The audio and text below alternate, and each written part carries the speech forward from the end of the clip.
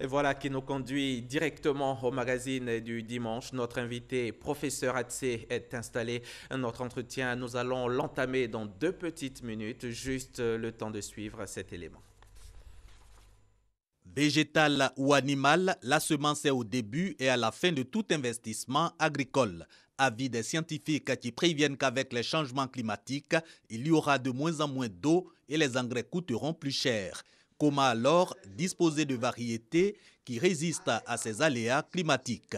Voilà qui explique ces échanges dans le cadre des 8e assises de l'AISA, l'Association ivoirienne des sciences agronomiques. Comment faire en sorte, ne serait-ce qu'à court et à moyen terme, d'améliorer la qualité de ces semences de façon à ce que les semences qui arrivent chez le producteur soient en grande partie des semences de bonne qualité, que ce soit du secteur formel que du secteur informel. Il faut voir aussi les pratiques culturelles de nos producteurs, parce que les mauvaises pratiques culturelles peuvent exacerber l'effet du changement climatique. Autre question évoquée, la gestion des ressources en eau. Il s'agit d'aider les paysans à contourner la sécheresse provoquée par les changements climatiques. Question de garantir les productions agricoles. Recueillir de l'eau de pluie au niveau des bassins ou au niveau juste des digues qu'on va créer des petits trous pour mettre de la semence à l'intérieur avec le fumier pour que chaque plante qu'on met en terre puisse bénéficier de l'eau dont elle a besoin. Au total, 15 propositions au terme des 8e assises de l'AISA. Les experts regroupent ces recommandations en 10 idées projets à développer pour adapter l'agriculture de la zone de savane au changement climatique. Merci Léon Bro. Alors, professeur, qu'est-ce que l'AISA? Oui. Parlez-nous-en, dites-nous les missions de l'AISA. Merci bien. Permettez, avant d'aborder votre question, permettez que je remercie ceux qui nous ont permis d'organiser ces assises. En premier lieu, le président de la République, son Excellence Alassane Ouattara, il était le parrain de ces organisations. En deuxième lieu, le Premier ministre, le ministre du Budget, portefeuille du gouvernement, et puis ministre d'État, portefeuille du gouvernement, qui est aussi le parrain de ces assises. Il était important de souligner au début de cette émission, de les remercier, et remercier aussi le ministre de l'Agriculture, qui était le président de ces assises. Je voulais terminer ces remerciements par remercier Madame le ministre de l'Enseignement supérieur, la recherche scientifique, qui a effectué le déplacement jusqu'à Korogo au nom du Premier ministre et aussi également au nom du gouvernement. Donc c'est important quand même qu'on entame de faire ces remerciements. Mais l'AISA, c'est quoi exactement? L'AISA, c'est l'association des sciences agronomiques qui regroupe un certain nombre de chercheurs, tous ceux qui travaillent dans le domaine de l'agriculture. Il y a les chercheurs, les enseignants-chercheurs, il y a les ingénieurs agronomes, les techniciens supérieurs.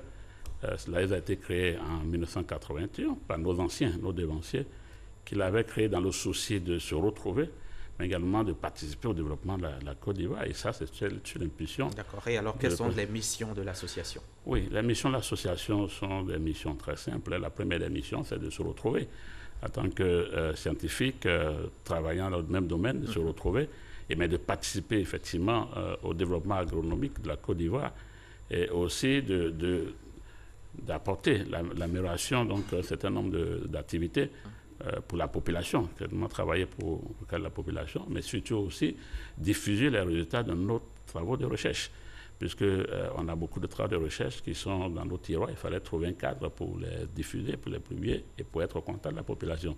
C'était ça d'abord les objectifs de l'AISA, à la création de l'AISA. Et quels sont vos domaines d'activité?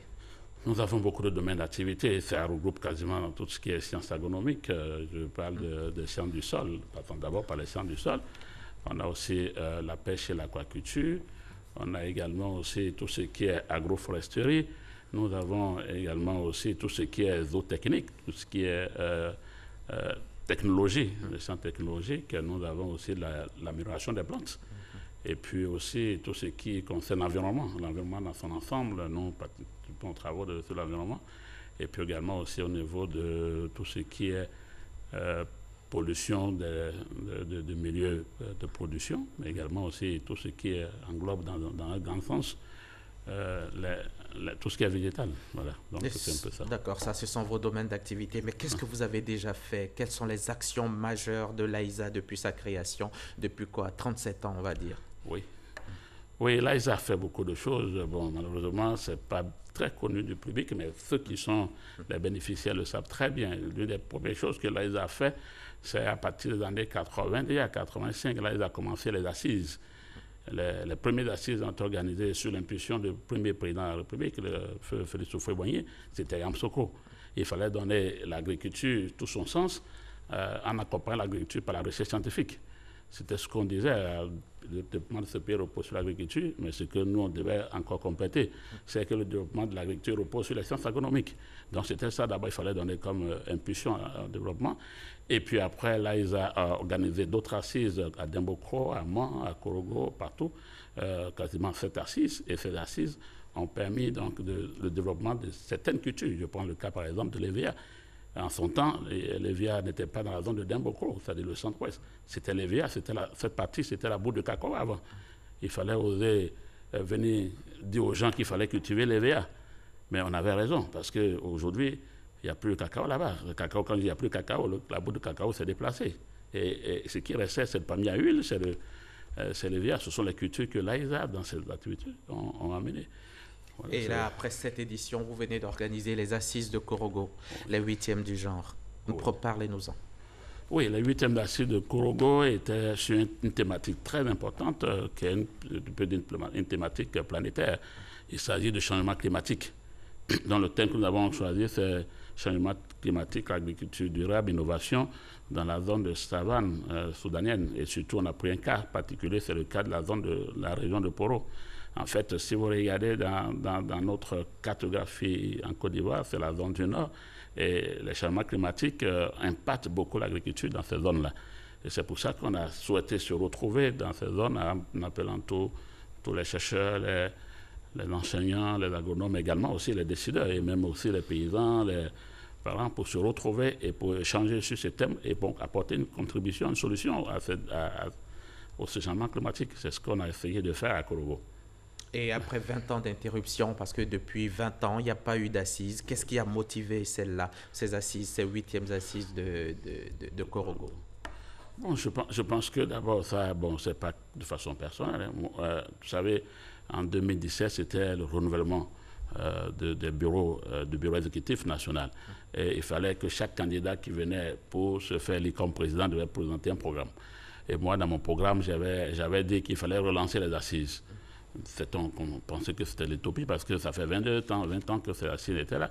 Mais moi, je pensais qu'il fallait quand même le faire parce que les assises, c'est une activité importante pour l'AISA.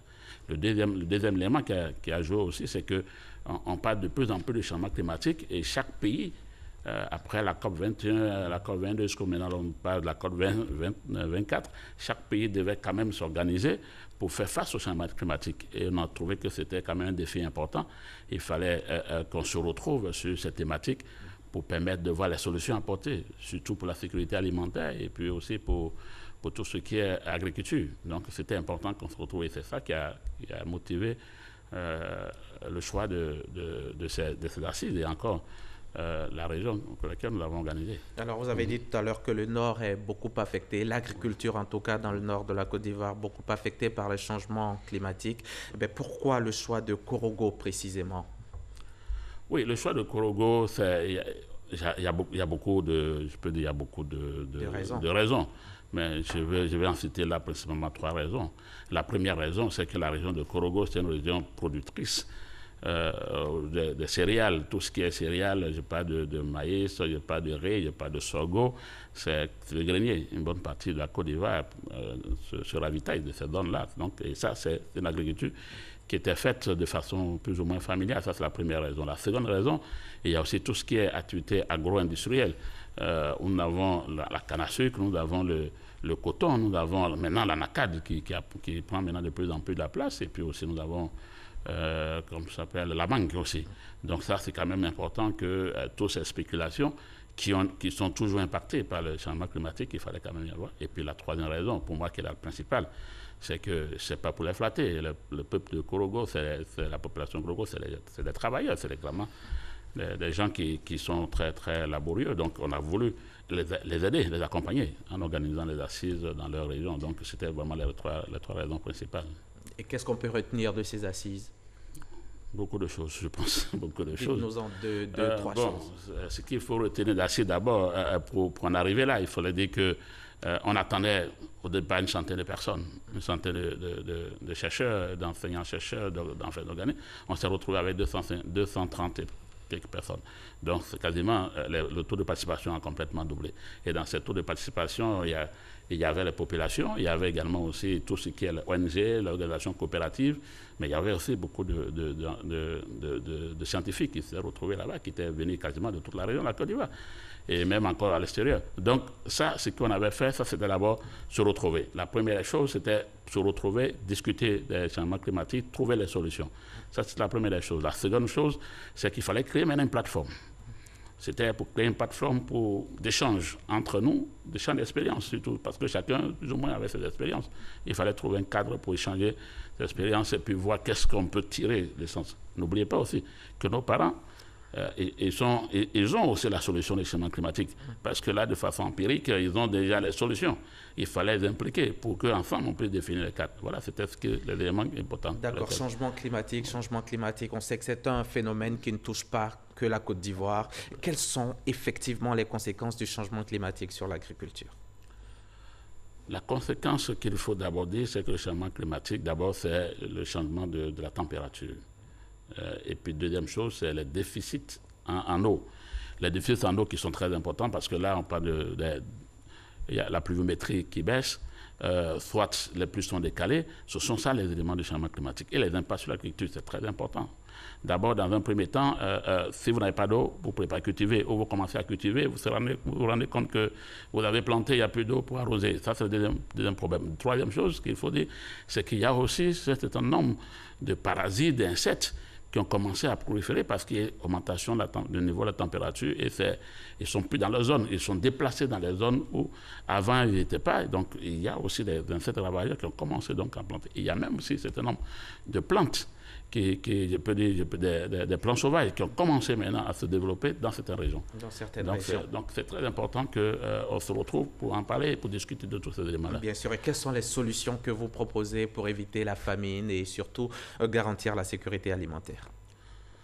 Beaucoup de solutions ont été trouvées au cours de ces assises, ont été proposées plus ou moins. L'une des premières solutions, c'est qu'il faut repenser quasiment l'agriculture. Ce n'est pas l'agriculture de subsistance que nous avons, l'agriculture familiale, où on a besoin d'attendre la pluie maintenant avant de faire l'agriculture. Il faut repenser parce que la pluie n'est plus au rendez-vous comme il faut.